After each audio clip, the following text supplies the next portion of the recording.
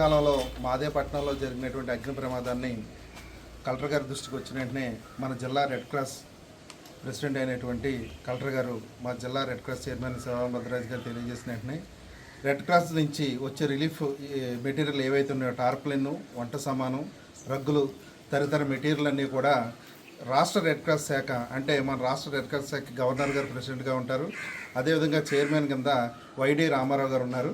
మరి వాళ్ళ వెంటనే ఆ మెటీరియల్ ఇక్కడ పంపించిన వెంటనే ఈరోజు మహదేవపట్నం గ్రామంలోని రెడ్ క్రాస్ జిల్లా వైస్ చైర్మన్ గారు, గతంలో రాష్ట్ర గ్రంథాలయ చైర్మన్గా చేసినటువంటి బొగులశెట్టి కనకరాజు గారు, అదేవిధంగా గ్రామ పెద్దలు, అదే ఉండి నియోజకవర్గ జనసేన ఇన్ఛార్జు జుత్తుక నాగరాజు గారు తదితర గ్రామ పెద్దలతో కలిసి వచ్చి వీఆర్ఓ గారి సమక్షంలో బాధితులకి అందజేయడం జరిగిందండి.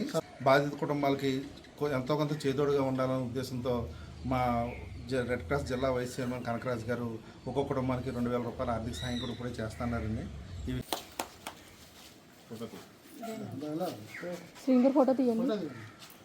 గారి ఆధ్వర్యంలో పశ్చిమ గోదావరి జిల్లా రెడ్ క్రాస్ సంస్థ చాలా బాగా పనిచేస్తుంది. ఇక్కడ భీమవరం, తణుకు, నరసాపురం అన్ని చోట్ల కూడా బ్లడ్ కలెక్షన్ క్యాంపులు కూడా బాగా జరుగుతున్నాయి.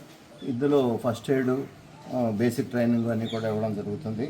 డిస్ట్రిక్ట్ మేనేజ్మెంటు వరదలు, అగ్ని ప్రమాదాలకు సంబంధించినప్పుడు అనేక విధాలుగా రెడ్ క్రాస్ సంస్థ సహకరిస్తోంది.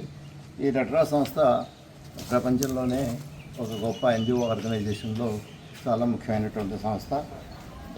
ఆక్సిజన్ కాన్సన్ట్రేటర్స్ కూడా మేము రెడ్ క్రాస్ తరఫున ఇస్తున్నాము. ప్రభుత్వ ఆసుపత్రుల్లో గర్భిణీలకు బలవత్తరమైన ఆహారం ఇస్తున్నాము. ముఖ్యంగా మేము ఈ భీమవరంలో మన వెస్ట్ గోదావరి రెడ్ క్రాస్ సంస్థలో కొత్తగా తలసేమియా సెంటర్ కూడా ప్రారంభించడం జరిగింది. అది చాలామందికి పిల్లలకు ఉపయోగపడేటటువంటి వైద్యం, చాలా అరుదుగా దొరికేటటువంటి వైద్యం ఈ తలసేమియా రోగులకు కూడా భీమవరం రెడ్ క్రాస్ సంస్థ కూడా సంభవిస్తుంది. ఈ రోజున మాదేపట్నంలో జరిగినటువంటి ఈ డిజాస్టర్, మన ఫైర్ యాక్సిడెంట్ జరగడం వల్ల వారికి కూడా ఎంతో కొంత సహకారం చేద్దామనే ఉద్దేశంతో ఇక్కడికి రావడం జరిగింది.